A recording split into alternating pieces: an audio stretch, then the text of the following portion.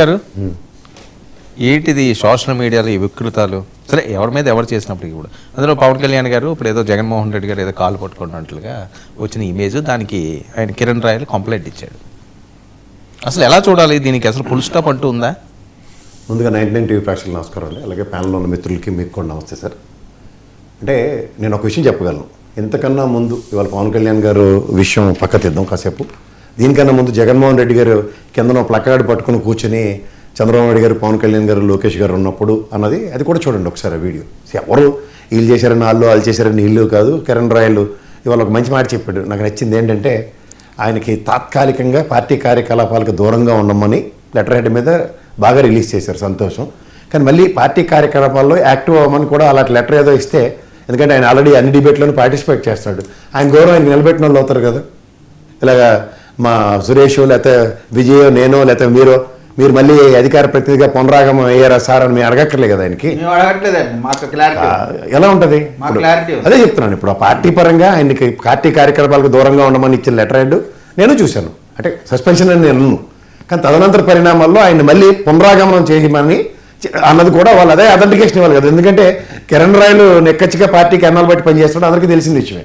ఈ డిబేటే కాదు కదా, నేను కిరణ్ రాయలు ఎన్నో డిబేట్లు పార్టిసిపేట్ చేశాం. సో ఇది చర్చ అన్న దగ్గర సోషల్ మీడియా మీద ఎవరికి నియంత్రణ లేదు. స్వీయ నియంత్రణ కోల్పోతున్న పోస్టులు ఎలాంటివి పెడుతున్నారంటే అతి గతి లేకుండా వాళ్ళ కుటుంబాలను కూడా ఆలోచించుకోండి. ఎందుకు ఎవరిని వదులుతున్నారు? మన సినిమా పర్టినెట్కి సంబంధించిన చిరంజీవి గారు వెళ్ళి కంప్లైంట్ ఇవ్వలేదు సజ్జనార్ గారికి, ఆయన మీద కూడా ఇష్టం వచ్చినట్టు. తర్వాత ఏ మీమ్స్ లాంటివి వస్తున్నాయి, అవి ఎంత దైద్యంగా క్రియేట్ చేస్తున్నారు, అసలు ఓకే అందట్లేదు. సో వీటన్నిటి మీద ఎక్కడ నియంత్రణ అన్నది కేంద్ర ప్రభుత్వం నుంచి చట్టం ఏదో రూపంలో వస్తున్నాయి. కానీ ఎవరికాడి ఆయన ఇప్పుడు కిరణ్ రాయలకు ఓపుకుంది కాబట్టి ఇలా ఉన్న కంప్లైంట్ ఇచ్చాడు, ఆ నెతికి పోలీసు వాళ్ళు పట్టుకుని ఆడికి కొట్టొచ్చు, లేకపోతే వీళ్ళు చెప్పులు దిగిలిదా కొట్టొచ్చు అవన్నీ. కానీ ఇదే పని అందరికీ. ఇప్పుడు సోషల్ మీడియాలో ఆ విధమైన పోస్టులను అసలు ఎంటర్టైన్ చేయకుండా, ఇప్పుడు ఉదాహరణకి ఒక వీడియో ఉంటుంది సార్, కింద స్ట్రైకులు పడ్డాయి అనుకోండి, ఆ వీడియోని తొలగించడం ఇలాంటివన్నీ బాధ్యత వహిస్తున్నారు కదా. అలాంటిది ఫేస్బుక్లో కానీ ఇన్స్టాగ్రామ్లో కానీ అవి ఒక వేదికని ఎవడైతే మెయింటైన్ చేస్తున్నారో అలాంటి వాళ్ళు దాన్ని ఎక్కడైతే కట్టడి చేయాలి కదా. నా స్వీయ నియంత్రణ లేదు. దేశంలో ఉన్న వాళ్ళందరూ అంతంత లిటరేట్స్ కాదు, దానికి తగ్గట్టుగా ఏ రాత్రి ఇప్పుడు రాంగోపాల్లో ఉన్నటువంటి 2 ఓరకలు వేసి ఏం మాట్లాడతారో ఏం చేస్తారో అది దేవుడిగా తెలియాలి. అలాంటివి ఆయన చెప్పిన ఉదంతాలు ఆయనకే చెప్తున్నాం. సో ఇలాంటివన్నీ చూస్తున్నప్పుడు కూడా వాళ్ళు వెళ్ళి కాలు మీద కాలు వేసుకుని ఎస్పీ గారితో మాట్లాడిన ఉదంతాలు ఉన్నాయి. ఏం చేయగలుగుతున్నాం మనం కూర్చుని? మా అయితే ఖండిస్తాం. మీలాంటి ఛానల్లో అయితే కూర్చోబెట్టి ఓరకలు దాటించి మరి డిబేట్లు పెడితే మేమేం చేయాలి సార్? చూసారు వర్మ గారు? ఏంటి ఓన్ మిలిగంటారు? అవునా కదా చెప్పండి. ఏంటి ఎవరు ఏంటి తీసుకెళ్ళడం? ఎవరు వాడకాల దగ్గర కూర్చున్నారు? వర్మ గారు, ఏ వర్మ గారు? రాంగోపాల్ వర్మ గారు. ఇక్కడ కాదండి, మీ ఛానల్ కాదండి బాబు, మీ దాంట్లో కాదు. అదే చెప్తున్నాను, కొన్ని మీడియా ఛానల్స్లో చెప్తున్నా. సో నేను అంటుంది ఏంటంటే ఓవరాల్గా ఒక నియమావళి అన్నది ఒక దగ్గర నుంచి మొదలెడితే, నేను మన డిబేట్లో కూడా చెప్పాను, మనం స్టార్ట్ చేస్తేనే ఎక్కడి నుంచైనా అవుతుంది. మనం అన్న దగ్గర వాళ్ళ రాజకీయ పార్టీలన్నీ కూడా స్వీయ నియంత్రణ పాటిస్తూ ఎదుటి పార్టీలని ఎదుటి వ్యక్తుల్ని హ్యూమిలియేషన్ అన్నది కాకుండా ఎక్కడో దగ్గర కట్ ఆఫ్ ఉండాలి. ఆ కట్ ఆఫ్ అన్నది లేనప్పుడు ఏమవుతుందంటే దీనికి హద్దు మీరిపోతుంది, మితి మీరిపోతుంది, ఎవరి దగ్గర ఎవరి చేతిలోనే కంట్రోల్ ఉండట్లేదు. ప్రతిరోజు కంప్లైంట్లు ఇచ్చుకుంటూ కూర్చుంటే ఎప్పటికవుతుంది ఇది రిజల్ట్. దీని బదులు ఒక భయంకరమైన చట్టం కూడా తీసుకురండి. ఎవడైనా భయపడాలి అలాంటి పోస్ట్ పెట్టాలంటే, అలాంటి మీన్స్ తయారు చేయాలంటే. అది ఎక్కడ వాస్తవం ఉంటుంది? ఇప్పుడు ఫోటోని బ్లర్ చేసి ఒక ఫోటో బదులు ఇంకో ఫోటో పెడుతున్నారు. ఫోటో మార్ఫింగ్ తప్పు, దీని మీద ఈ శిక్ష ఉంటుంది. ఆ పనిష్మెంట్ కేసెస్లో దొరికిన వాళ్ళని ఇంత కఠినంగా శిక్షించారనేది భయం అనేది ప్రజల్లో ఉంటే ఇంకోసారి ఆలోచిస్తారు కదా. ఇంట్లో అమ్మానాలు కూడా ఏంద్రా పిచ్చి పిచ్చి పోస్టులు టీవీ పట్టుకున్నా, కంప్యూటర్ పట్టుకున్నా, లేదంటే ఫోన్ పట్టుకున్నా 4 మాటలు చెప్తూ ఉంటారండి పిల్లలకి. అలాంటి జరిగితే ఇంక వేరే పునరాతం కాకుండా. కానీ ఇది ఏది చట్టమే లేకుండా ఏదో పట్టుకున్న మీద వ్యక్తిగత వ్యంగ్యంతో కోపంతో వాడి మీద పనిష్ చేద్దాం అనే కాన్సెప్ట్ అయితే మాత్రం it is an endless nonsense. ఎప్పటికీ దీనికి సొల్యూషన్ మాత్రం రాదు. స్వీయ నియంత్రణ కోల్పోతున్న పార్టీ పరమైన వ్యక్తులు అని మాత్రం నేను అభివర్ణిస్తాను. వ్యక్తిగతంగా ఎవరెవరికో ఇప్పుడు ఉదాహరణకి సినిమా యాక్టర్లు గతంలో మా చిన్నప్పుడు ఒక విధమైన పందా ఉండేది. అది సినిమా యాక్టర్ నచ్చకపోతే గోడ మీద పేడ కొట్టేవారు. అదప్పుడు ఆలోచిస్తున్నా. ఇప్పుడు అదే చిరంజీవి గారి సినిమాకి పేడ కొట్టారని చెప్పి ఆ ఫ్యాన్స్ వాళ్ళు వాళ్ళకు తగులన్నీ ఉన్నాయి, అలాగే నాగేశ్వరరావు గారి ఫ్యాన్స్కి తగులన్నీ ఉన్నాయి, కృష్ణ గారి, రామారావు గారు ఇలాంటివి ఎన్నో ఉన్నాయి.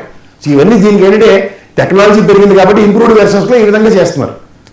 అప్పుడు చేసింది ఒకలాగా ఉంటే ఇప్పుడు చేసి ఒకలాగా ఉంటాయి. ఈ రెండింటికి మనం ఎక్కడ బేరీ చేస్తాం, అదైతే మీకు చిన్న తప్పులా కనబడుతుంది, ఇప్పుడు పెద్ద తప్పులా కనబడుతుంది. అప్పుడు కూడా ఫ్యాన్స్ పరంగా ఎలా రియాక్టివ్ మోడ్లో ఉన్నారు, అప్పుడు కూడా పార్టీల పరంగా ఎలా రియాక్ట్ అవుతుంటే వచ్చారు. గోళ్ళ మీద రాసేవారు అప్పుడు శాసన గారి ధర్మం అని, ఆ గోళ్ళ మీద రాయకుండా నియంత్రించారు. కానీ ఎలాంటి స్లోగన్లు రాసేవారు అనుకుంటున్నారు? ఓకే, ఇవన్నీ మర్చిపోతే అట్లా. రైట్. సురేష్, క్లారిటీ వచ్చిందా? క్లారిటీ అంటే వర్మ సార్ ఇక్కడ ఈ కిరణ్ రాయల్ అనేటువంటి వ్యక్తి జనసేన పార్టీ అవునో కాదో మాకు అనవసరం, మాకు అవసరం కూడా లేదు ఆ విషయం. కాకపోతే మేము ఎందుకు ప్రశ్నిస్తున్నామంటే ఇతను తగుదనమ్మా అంటూ మైకుల ముందరకు వచ్చి ఒక్క చిన్న ఆధారం లేకపోయినా ఇష్టం వచ్చినట్టు ఆరోపణలు చేసి వెళ్ళిపోతాడు. మనుషుల మీద బురద జల్లి వెళ్ళిపోతే ఆ బురద మేము కడుక్కోవాల్సి వస్తుంది. ఒకవేళ మేము తిరిగి ప్రత్యారోపణలు చేయాలంటే ఇతను పార్టీలో ఉన్నాడా లేదా? జనసేన పార్టీ ఆయన పార్టీలోనే ఉన్నాడండి, పార్టీలో లేరని ఎవరు ఉన్నారు? ఓకే, పార్టీ మళ్ళీ చూసుకుంటున్నామని ఎక్కడ చెప్పలేదు ఏ వేదిక మీద కూడా. రెండో అంశం, మీరు ఎందుకు మాట్లాడుతున్నారని కూడా ఎక్కడ చెప్పలేదు కదా. ఆయన కిరణ్ రాయల్ మాకు సంబంధం లేదు ఎందుకు వస్తున్నారని. ఇంకా ఎన్ని మనం ఎక్కడ అడుగుతాం, వాళ్ళ పార్టీ వాళ్ళ విధానాలు వేరు. నేను చెప్పేదేనండి, తిరుపతిలో కూర్చొని విషయ పరిజ్ఞానం లేకుండా, కనీసం ఒక రాజ్యాంగం విలువలకు తెలియకుండా, కనీసం ఏ ఆధారాలు లేకుండా ఇష్టం వచ్చినట్టు అసలు సబ్జెక్ట్ ఉండదు. ఏదో ఒక ఆరోపణ చెప్పేసి వెళ్ళిపోవాలి. సరే ఓకే, ఒక్క నిమిషం మీరే మాట్లాడితే కానీ ఒక్క నిమిషం ఉండండి, మీకు క్లారిటీ ఇస్తాను. అసలు ఆయన మీద ఏమొచ్చింది అన్నది జనసేన పార్టీ అఫీషియల్ గా వచ్చింది. లెటర్ నా దగ్గర ఉంది, ఆల్రెడీ చేసాం కదా మనం లాస్ట్ టైం. ఇది లెటరే, ఒకసారి వినండి మీరే మాట, ఎందుకంటే ఒక క్లారిటీ కావాలి కదా. శ్రీ కిరణ్ రాయల్, ఇన్ఛార్జ్ తిరుపతి నియోజకవర్గం, గత కొన్ని రోజులుగా మీ మీద మీడియాలో చోటు చేసుకున్న ఆరోపణలపై క్షుణ్ణమైన పరిశీలన జరపవలసిందిగా పార్టీ అధ్యక్షులు శ్రీ పవన్ కళ్యాణ్ గారు పార్టీ కాన్ఫ్లిక్ట్ కమిటీని ఆదేశించారు. అందువల్ల పార్టీ ఆదేశాలు వెలువడే వరకు పార్టీ కార్యక్రమాలకు మీరు దూరంగా ఉండవలసిందిగా నిర్ణయించడమైనది. ప్రజలకు ఉపయోగపడే విషయాలపై దృష్టి సారించి సమాజానికి